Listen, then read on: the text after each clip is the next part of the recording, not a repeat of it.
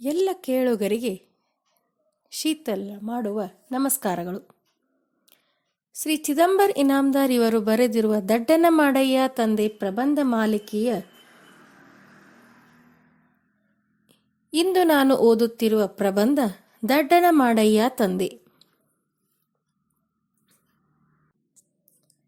ಅನೇಕ ವರ್ಷಗಳ ಹಿಂದೆ ಕರ್ನಾಟಕ ಸರ್ಕಾರದಲ್ಲಿ ಮಾನ್ಯ ಮಂತ್ರಿಗಳಾಗಿದ್ದರು ಹಾಗೂ ಸಹಕಾರಿ ಧುರೀಣರೆಂದು ಹೆಸರಾಗಿದ್ದ ಒಬ್ಬ ಮಂತ್ರಿಯು ದಡ್ಡರಿಗೆ ಮಾತ್ರ ಸರ್ಕಾರಿ ನೌಕರಿ ಎಂಬ ಹೇಳಿಕೆಯನ್ನು ಇತ್ತು ಅನೇಕ ಜಾಣರಿಂದ ಜರೆಸಿಕೊಂಡದ್ದುಂಟು.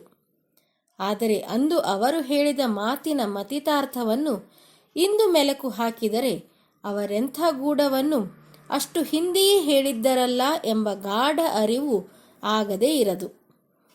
ಸರ್ಕಾರಿ ನೌಕರಿಗೆ ಜಾಣತನದ ಅವಶ್ಯಕತೆ ಎಳ್ಳಷ್ಟೂ ಇಲ್ಲ ಎಂಬ ಬಗ್ಗೆ ನನ್ನ ಸರ್ಕಾರಿ ನೌಕರ ಸ್ನೇಹಿತನೊಬ್ಬ ಹೇಳುತ್ತಿದ್ದ ನಗೆ ಚಟಾಕಿಯೊಂದು ಜ್ವಲಂತ ಉದಾಹರಣೆಯಾಗಿದೆ. ಸರ್ಕಾರಿ ನೌಕರನೊಬ್ಬನ ತಲೆಯ ಶಸ್ತ್ರಚಿಕಿತ್ಸೆ ಮಾಡಿದ ಮರೆಗೂಳಿ ಡಾಕ್ಟರೊಬ್ಬರು ಶಸ್ತ್ರಚಿಕಿತ್ಸೆ ಮುಗಿದು ಹೊಲಿಗೆ ಸಹ ಹಾಕಿದ ನಂತರ ಆ ರೋಗಿಯ ಮಿದುಳನ್ನು ತಾವು ಹೊರಗಡೆಯೇ ಬಿಟ್ಟುದನ್ನು ಜ್ಞಾಪಿಸಿಕೊಂಡು ಅಂಜಂಜುತ್ತಾ ಆ ವಿಷಯವನ್ನು ರೋಗಿಗೆ ಅರುಹಿದರಂತೆ. ಅದಕ್ಕೆ ಆತ ಗಹಗಹಿಸಿ ನಗುತ್ತಾ, ಡಾಕ್ಟರ್ ಸಾಹೇಬ್ರೇ, ನೀವು ಹೊರಗೆ ಮಿದುಳು ಬಿಟ್ಟು ಹೊಲಿಗೆ ಹಾಕಿದ್ದೇ ನನಗೆ ಒಳ್ಳೆಯದಾತು ಬಿಡಿ. ಯಾಕೆಂದರೆ ನಾನು ಸರ್ಕಾರಿ ನೌಕರನಾಗಿದ್ದರಿಂದ ನನಗೆ ಅದರ ಅವಶ್ಯಕತೆಯಂತೂ ಇರಲೇ ಇಲ್ಲ. ಈಗ ಒಂದು ಭಾರ ಕಡಿಮೆ ಆದಂಗಾತು ಎನ್ನಬೇಕೇ. ಇಷ್ಟಾದರೂ ದಡ್ಡರಿಗಿರುವ ಸುಖ ಸವಲತ್ತುಗಳು ಜಾಣರಿಗಿಲ್ಲ. ಆದ್ದರಿಂದಲೇ ಸರ್ಕಾರಿ ನೌಕರಿಯಲ್ಲಿರುವ ಹೆಚ್ಚು ಪಾಲು ಜಾಣ ತೋಳಗಳೆಲ್ಲ ದಡ್ಡ ಕುರಿಗಳ ಮೇಲು ಹೊದಿಕೆ ಹೊತ್ತು ಎಲ್ಲರ ಜೊತೆಗೆ ಬ್ಯಾ ಅನ್ನುತ್ತಾ ದಡ್ಡರೆನಿಸಿಕೊಂಡರೂ ಆ ಸುಖವನ್ನು ಮೆಲುಕು ಹಾಕುತ್ತಾ ಹಾಯಾಗಿದ್ದಾರೆ. ಆದರೆ ಇದಕ್ಕೆ ಮಾತ್ರ ಬಹಳ ಅನುಭವದ ಅವಶ್ಯಕತೆ ಇರುತ್ತದೆ. ಉದಾಹರಣೆಗೆ, ನೀವು ಸರ್ಕಾರಿ ನೌಕರಿಗೆ ಹೊಸದಾಗಿ ಸೇರಿದ್ದೀರಿ ಎಂದಿಟ್ಟುಕೊಳ್ಳಿ.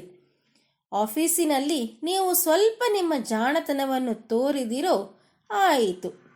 ನಿಮ್ಮ ಮೇಲಧಿಕಾರಿ ತನ್ನ ಸುದರ್ಶನ ಚಕ್ರವನ್ನು ಮೊದಲು ನಿಮ್ಮೆಡೆಗೇ ಬಿಡುತ್ತಾನೆ. ನಿನ್ನೆ ಮೊನ್ನೆ ಕೆಲಸಕ್ಕೆ ಸೇರಿದ ನಿಮ್ಮ ಮೇಲೆ ಇಡೀ ಆಫೀಸೇ ಕಡಿದು ಬೀಳುತ್ತದೆ. ಎಲ್ಲದಕ್ಕೂ ನಿಮ್ಮ ನಾಮದ ಅಮೃತಪಾನ ನಡೆಯತೊಡಗುತ್ತದೆ.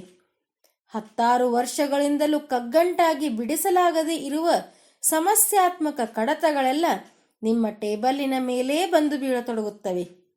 ಆದರೆ ಅದೇ ನಿಮ್ಮ ಪಕ್ಕಕ್ಕೆ ಇರುವ ಸುಮಾರು 20 ವರ್ಷಗಳ ಅಮೋಘ ಸೇವೆ ಮುಗಿಸಿರುವ ಮುದಿಯನೊಬ್ಬ ಮಾತ್ರ ಮುಗುಳ್ನಗುತ್ತಾ ನಿಮ್ಮನ್ನು ನೋಡುತ್ತಾ ಸರಿಯಾಗಿ 5:30ಕ್ಕೆ ತನ್ನ ಆಸನ ಬಿಟ್ಟು ಹೇಳುತ್ತಾನೆ. ನಿಮ್ಮ ಕಷ್ಟ ಕಾರ್ಪಣ್ಯದ ಕುರಿತಂತೆ ಕನಿಷ್ಠ ಅನುಕಂಪವನ್ನೂ ತೋರದೆ ಅವನು ಹೋದುದಕ್ಕೆ ನೀವು ವ್ಯಥೆಪಟ್ಟು ಈ ವಿಷಯವನ್ನು ನಿಮ್ಮ ಬಾಸ್ನ ಗಮನಕ್ಕೆ ತರುತ್ತಾ, ನೋಡಿ ಸರ್, ಅವರು ಮಾತ್ರ ಎಷ್ಟು ಬೇಗ ಹೊರಟು ಹೋದರು ಎಂದಿರೋ ಮುಗಿಯಿತು. ಒಮ್ಮೆಲೆ ನಿಮ್ಮ ಬಾಸ್, ಅವನ ತಗೊಂಡು ಏನು ಮಾಡ್ತೀರಿ? ಅವನಿಗೆ ಎಷ್ಟು ಹೇಳಿದರೂ ಅಷ್ಟೇ, ಆ ಪ್ರಾಣಿ ತಿಳ್ಕೊಳ್ಳೋಕ್ಕೆ ತಯಾರಿಲ್ಲ, ಅದಕ್ಕೆ ಹಾಳಾಗಿ ಹೋಗಲಿ ಅಂತ ಕೈ ಬಿಟ್ಟು ಬಿಟ್ಟೀನಿ ಮುಂತಾಗಿ ನುಡಿಮುತ್ತು ಉದರಿಸುತ್ತಾರೆ. ಹಾಳಾಗಿ ಹೋಗಲಿ ಎಂದು ಅವನನ್ನು ಬಿಟ್ಟ ಬಾಸ್ನ ಕೈ ಸುಲಭದಲ್ಲಿ ನಿಮ್ಮನ್ನು ಮಾತ್ರ ಬಿಡುವುದಿಲ್ಲ. ಅದು ಇನ್ನಷ್ಟು ಗಟ್ಟಿಯಾಗಿ ನಿಮ್ಮನ್ನು ಹಿಡಿದುಕೊಂಡು ಬಿಡುತ್ತದೆ. ನೀವೇ ಗಂಡಾಂತರವನ್ನು ಮೈಮೇಲೆ ಹಾಕಿಕೊಂಡಂತಾಗುತ್ತದೆ. ನೀಡಿದ ಕೆಲಸವನ್ನು ಜವಾಬ್ದಾರಿ ವಹಿಸಿ ಮುತುವರ್ಜಿಯಿಂದ ಮಾಡಬಹುದಾದ ಜಾಣ ಎಂದು ನಿಮ್ಮ ಪ್ರಖ್ಯಾತಿ ಹರಡಿತೋ ಆಗ ನೋಡಬೇಕು ನಿಮ್ಮ ತಾಪತ್ರಯ. ಪ್ರತಿದಿನ ನೀವು ಮನೆ ತಲುಪುವುದು ದೀಪಗಳು ಬೆಳಗಿದ ನಂತರವೇ. ಆಫೀಸಿನ ಎಲ್ಲರೂ ತಮ್ಮ ತಮ್ಮ ಮನೆ ಕಂಡರೂ ನೀವೊಬ್ಬರೇ ಕಚೇರಿಯಲ್ಲಿ ಕಾರ್ಯಮಗ್ನರಾಗಿರುತ್ತೀರಿ. ವಾಚ್ಮನ್ ಮಾತ್ರ ಮೂಲೆಯಲ್ಲಿರುವ ಸ್ಟೂಲಿನ ಮೇಲೆ ಕುಳಿತು ಕನಿಕರದಿಂದ ನಿಮ್ಮನ್ನು ನೋಡುತ್ತಿರುತ್ತಾನೆ. ನೀವು ಜಾಣತನ ತೋರ ಹೋಗಿ ಹೇಗೆ ದಡ್ಡರಾಗಿದ್ದೀರಿ ಎಂಬ ಬಗ್ಗೆ ಅವನಿಗೆ ಮರುಕವಿದೆ.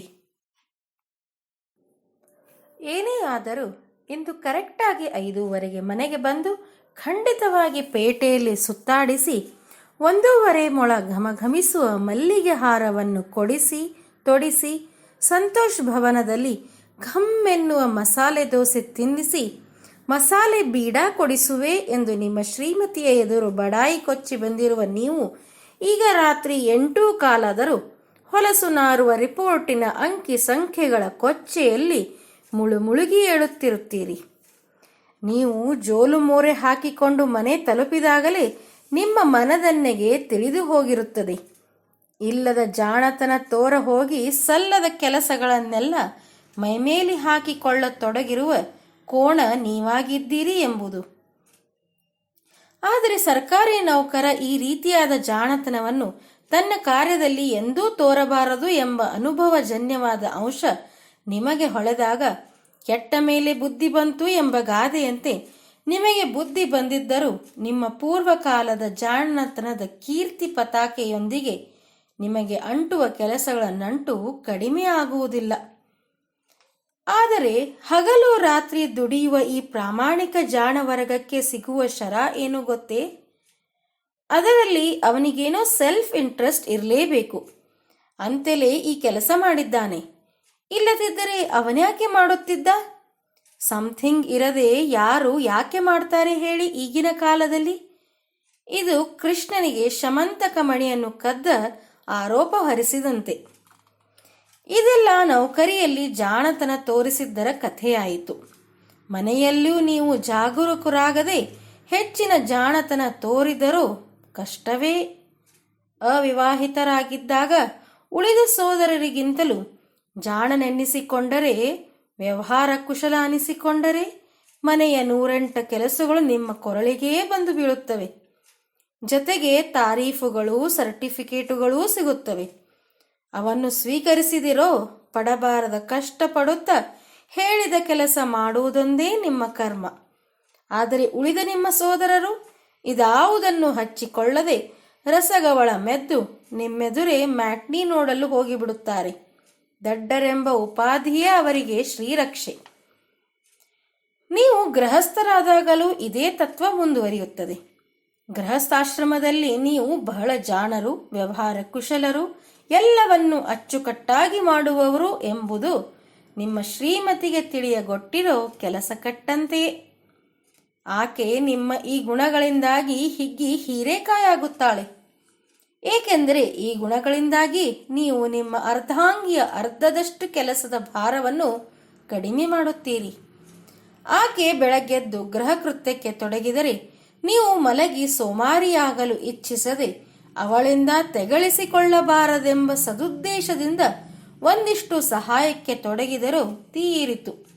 ನಿಮ್ಮ ಜೀವಮಾನವಿಡೀ ಬೆಳಗಿನ ಜಾವದ ಸಕ್ಕರೆ ನಿದ್ದೆಯ ಸವಿಸುಖದಿಂದ ವಂಚಿತರಾದಂತೆಯೇ.